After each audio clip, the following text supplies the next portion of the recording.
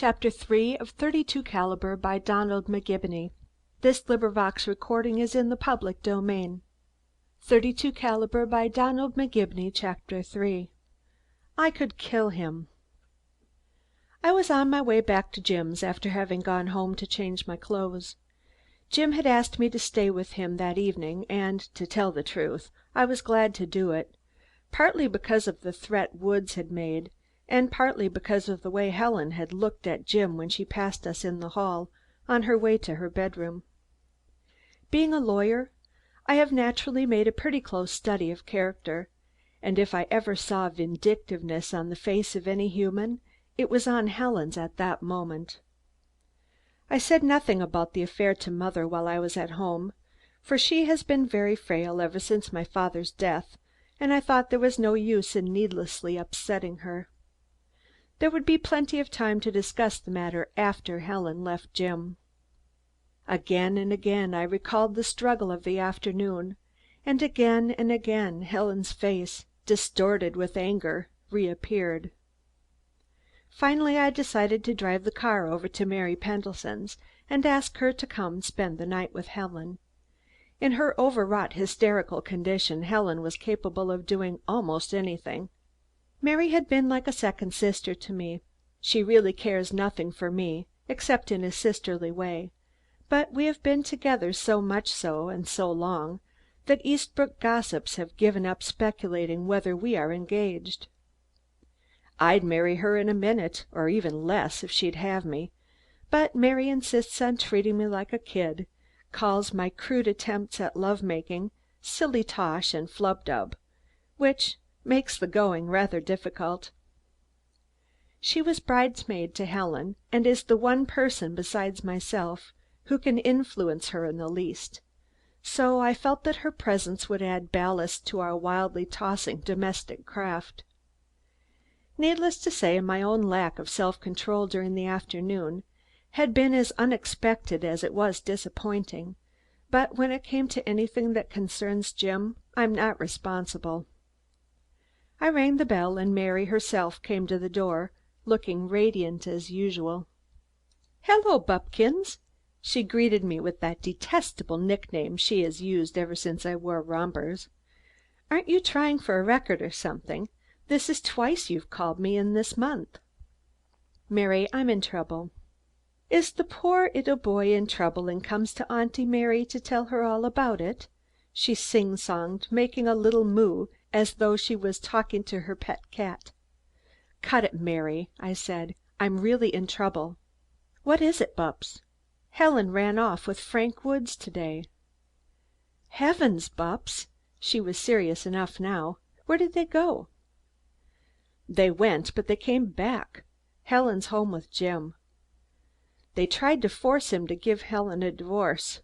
There was an awful fight and Woods swore that he would kill Jim unless he let Helen go. But put on your hat and coat and get your things. Helen needs you with her. I'll tell you the rest on the way over."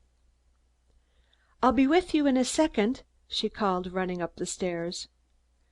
When Mary had snuggled down beside me in the car, and she does snuggle the best of any girl I ever knew, I told her everything, not forgetting the part where I wrenched the gun away from Woods. "Goodness, Bupps, I bet you were scared," she commented, her eyes twinkling. "Frankly, I didn't know what I was doing, or I would never have had the nerve," I laughed. "But Lord, I feel sorry for Jim." Mary's face clouded over.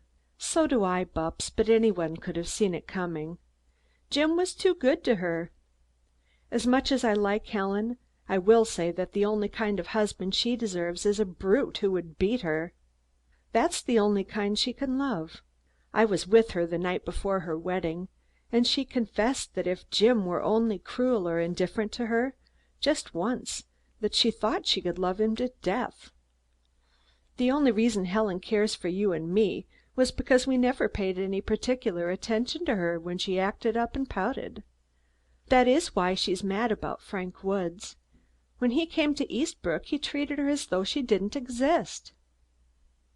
"And if Jim were cruel to her now, do you think she would go back to him?" I asked. Mary shook her head. No, it's different now. If Jim were cruel to her, she would probably hate him all the more for it." "Proving the incomprehensibility of woman," I jeered. "Proving the flumdability of flapdoodle," Mary responded. "If you men only put one little thought into giving a woman what she wants, instead of giving her what you think she ought to want, if you kept as up to date in your love making as you do in your law practice, women wouldn't be the incomprehensible riddle you always make them out to be." "Well, why don't you tell us what you want?" I asked. "Silly! That would spoil it all, don't you see? Besides, we aren't just sure what we want ourselves." My spirits, which had risen considerably during our conversation, dropped with a thump when Jim's big house loomed up ahead. Already something of the unhappiness within seemed to have added a more somber touch to the outside. Have you noticed how you can tell from the face of a house what kind of life the inhabitants lead? Happiness or misery, health or sickness, riches or poverty, all show as though the walls were saturated from the admixture of life within. I sent Mary upstairs to see Helen while I went into the drawing room in search of Jim, but there was no one there except Wicks, the butler, who was lighting a fire, for though it was only September, the nights were chilly. I snatched up the evening paper to see if by any chance a hint of the scandal had crept into print. I felt sure that, as matters stood, they would not dare to put anything definite, but the Sun had a nasty way of writing all around a scandal, so that while the persons involved are readily recognized, they are quite helpless as far as redress is concerned. I noticed that Wicks had taken an infernally long time to start the fire. Although it was burning merrily, he was still puttering about, brushing up the chips and rearranging the blower and tongs. When Wicks hangs about he usually has a question on his mind that he wants answered, and he takes that means of letting you know it. I decided not to notice him, but to force him to come out in the open and ask, for once, a straightforward question. From the fire he moved to the table and straightened the magazines and books, glancing now and then in my direction, trying to catch my eye, but I buried myself more deeply than ever in the paper. When he finally stepped back of my chair, human nature could stand his puttering no longer, so I laid down the Sun and turned to him. "Well, Wicks, what do you want?" I snapped. Wicks looked at me with the expression of a small boy caught sticky-handed in the jam closet. "Nothin', sir, that is, nothin'." He turned and started from the room. "Come here, Wicks," I called. "I know when you hang around the room unnecessarily, as you have been doing the last 10 minutes, that you have something on your mind. Now, out with it."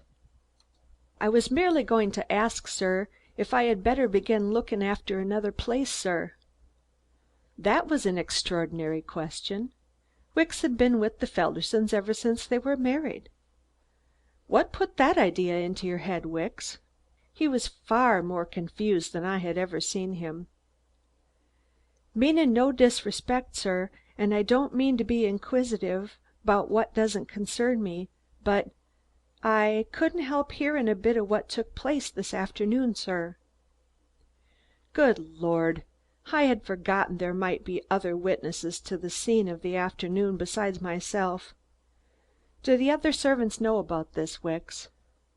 "I think they do, sir, seein' as how Mrs. Felderson has been actin' and talkin' so queer." "What do you mean?" I demanded. Wicks struggled for composure. The subject was evidently most distasteful to his conservative and conventional British nature. "It was Annie, Mrs. Felderson's maid, sir, that upset the servants. When she came down from upstairs, she said as how Mrs. Felderson was ragin' and rampagin' around her room, sayin' that if Mr. Felderson didn't give her a divorce, she'd do violence to him, sir." "Did Annie hear her say that?" I questioned. "She says so, sir." The whole thing was so monstrous that I gasped.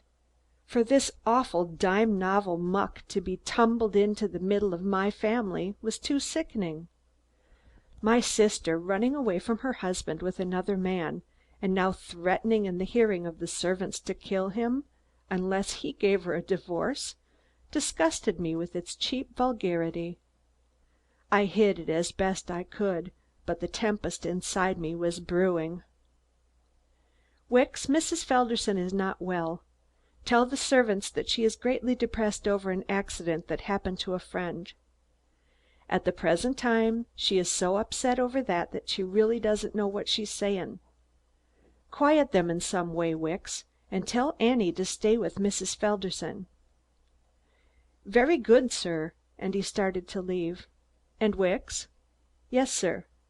"There is no need of your looking for another place." "Yes, sir. Thank you, sir." Wicks departed, and I was left to my gloomy thoughts. Helen must be brought to her senses. Mary and I must work either to bring her back to Jim, or if that proved hopeless, to see that the divorce was hurried as much as possible. The very thought of having Mary along with me, with her inexhaustible fund of God-given humor and common sense, gave me a vast amount of comfort and confidence. At this point Jim came in. He had had a bath and a shave and had put on a dinner coat, looking a lot more fit to grapple with his troubles than he had the last time I had seen him. Only his eyes did show the shock he'd received that day. "Communing with yourself in the dark, Bupps?" His voice was natural and easy. "Yes," I sighed. "I've been trying to see a way out of this mess." Jim lit a cigarette and threw himself into a chair. For a few moments he puffed in silence, taking deep inhalations and blowing the smoke against the lighted tip, so that it showed all the rugged strength of his superb head. "What would you say, Bupps, if I told you everything would come out all right?" "And Helen stay with you?" I asked incredulously. "And Helen stay with me," he repeated calmly. "Of her own free will?" "Of her own free will," he answered. "I should say that the events of the day had addled your brain, and that you are a damned inconsiderate brother-in-law to make a fool of me." "I mean it, Bupps," he said quietly. "What do you mean?" I demanded. "That everything will come out all right," he smiled. "But how, man?" His complacency almost drove me wild. "Bupps, have you noticed how much money Woods has been spending around here? His extravagant way of living? Where do you think that money comes from?" "His contracts with the French government," I replied. "But I happen to know he didn't land those contracts. That's the reason he beat it so suddenly when we got into the war." He tossed his cigarette into the fire. "His salary from the French, then. They must have paid him some kind of salary." "Have you ever heard what ridiculous small salaries the French government pays its officers?" It was true that Woods could never have lived as he did on 10 times the salary of a French captain. "His own private fortune, then," I suggested. "Ah, there's the point. If he has a private fortune, then my whole case falls to pieces. That's what I've got to find out. Woods has been playing for a big stake, and I think he has been playing with other people's money. Did you notice how he flushed this afternoon when I suggested looking into his private affairs? It was the veriest accident. I was stalling for time, but when I saw him color up I knew I'd touched a sore spot. No, Bupps, I don't think Woods has a private fortune." "But even if you show him up as worthless, will Helen come back to you, Jim?" The color came up in his face and he laughed with a queer twist of his mouth. "Am I as horrible as all that, Bupps?" His words brought a lump to my throat. I went over to him and almost hugged him. "Jim, you're such a peach, damn it all!" I heard light footsteps behind me. "Oh, Bupps," laughed Mary, "if you'd only make love to me in that ardent fashion, I'd drag you to the altar by your few remaining hairs." I stood up, blushing in spite of myself. She can always make me feel that whatever I am doing is either stupid or foolish. "Dinner is served and I'm starving. Come on, people," she announced, leading the way to the dining room. "Where's Helen?" I asked. "She's not coming down. She has a slight headache," Mary answered, giving me a warning look. "I am delegated to be the lady of the manor this evening." She looked so adorable as she curtsied to us that I felt an almost uncontrollable impulse to grab her in my arms and smother her with kisses, but remembering what she had done to me once when I had yielded to impulse, I refrained. When we sat down to the table, Helen's empty place threatened to cast a gloom over the party, so Mary told Wicks to remove it. "It's too much like Banquo's ghost," she whispered, laughing merrily at Jim. "Speaking of ghosts," said Jim, turning to me, "I heard the labor people are asking the governor to pardon Zalnitch." "A lot of good it will do them," I responded. "If ever a man deserves hanging, he does." "I know, but labor is awfully strong now, and with the unsettled social conditions in the state, a bigger man than Governor Fallon might find it expedient to let Zalnitch off." "Who is Zalnitch? Don't think I've met the gentleman," Mary said. "He's a Russian who was supposed to be the ringleader of the gang that blew up the Yellow Funnel steamship piers in 1915," I explained. "Do you mean to say he hasn't been hanged yet?" "Yes," Jim answered, "and what's more, I'm afraid he's going to be pardoned." "Not really, Jim?" I inquired. "Yes, I'm almost sure of it. Fallon is a machine man before everything else, although he was elected on a pro-American ticket. They are threatening to do all kinds of things to him, just as they threatened me unless Zalnitch goes free, and I think Fallon is afraid of them. Not physically, perhaps, but politically. He wants re-election." Jim had helped the prosecuting attorney convict Zalnitch. In fact, it was Jim's work more than anything else that had sent the Russian to prison. At the time, Jim had received a lot of threatening letters, just as every other American who denounced the Germans before we entered the war had received them. Nothing had come of it, of course, and after we went in, the whole matter dropped from public attention. Zalnitch had been sent to prison, but his friends had worked constantly for commutation of his sentence.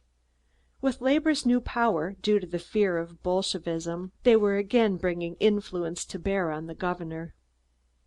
Wicks had removed the soup plates and was bringing in the roast when Annie appeared. The girl was both frightened and angry. "Mr. Felderson." Jim looked up. "What is it, Annie?" "Will you come upstairs, please, sir?" Mary pushed back her chair. "I'll go, Jim." "It's Mr. Felderson that's wanted," Annie said with a touch of asperity. "Yes, you two had better stay here and amuse each other," said Jim. "Bupps, you carve." "If Bupps carves, I'm sure to be amused," laughed Mary. Jim left and I went around to his place. If there's one thing I do more badly than any other, it is carving. At home it's done in the kitchen, but Jim takes great pride in the neatness and celerity with which he separates the component parts of fowl, and so insists on having the undissected whole brought to the table. "What is it tonight?" Mary asked as I eyed my task with disfavor. "Roast duck." I tried to speak casually. "Wait, Bupps, while Wicks lays the oilcloth and I get an umbrella." "Smarty," I responded, grabbing my tools firmly. "You wait and see. I watched Jim the last time he carved one of these and I know just how it's done."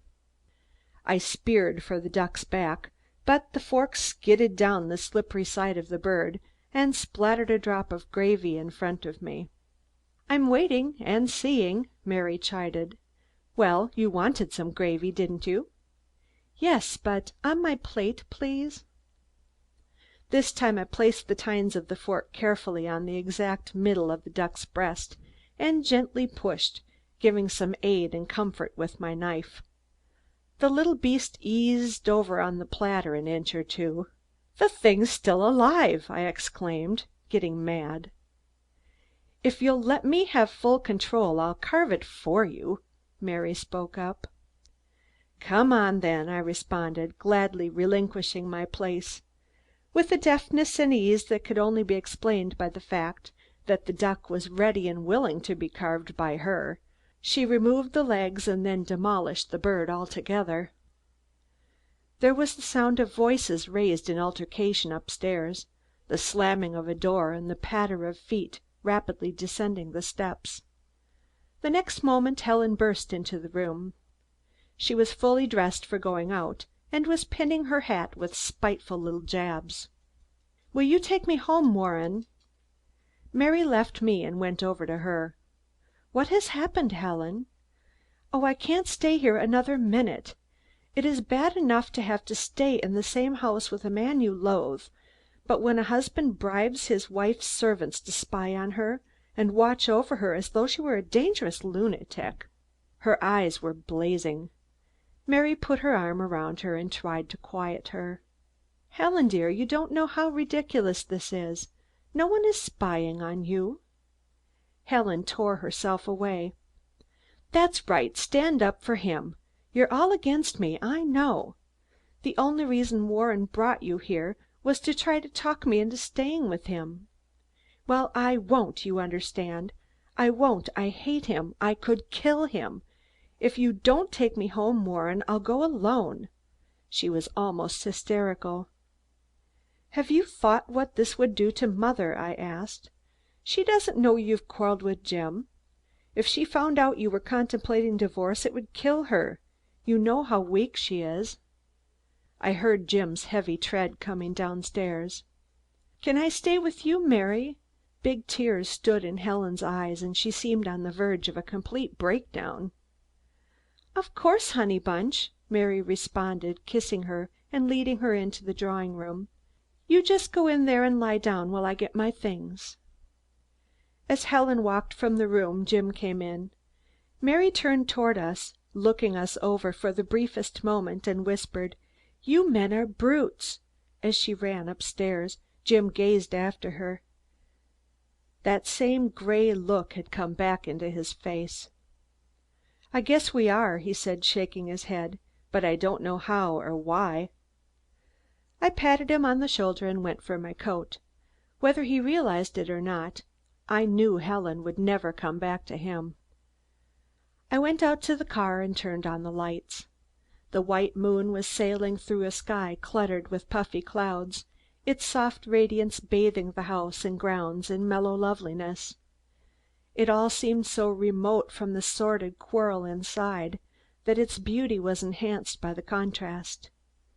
Here was a night when the whole world should be in love. Nature herself conspired to that end, and yet there were thousands of men and women who were so forgetful of everything except their own petty differences that they turned their backs to the beauty around them in order to hurt each other. As Helen and Mary came out of the door, I climbed into the car and said to myself, "Damn men, damn women, damn everything." End of chapter 3.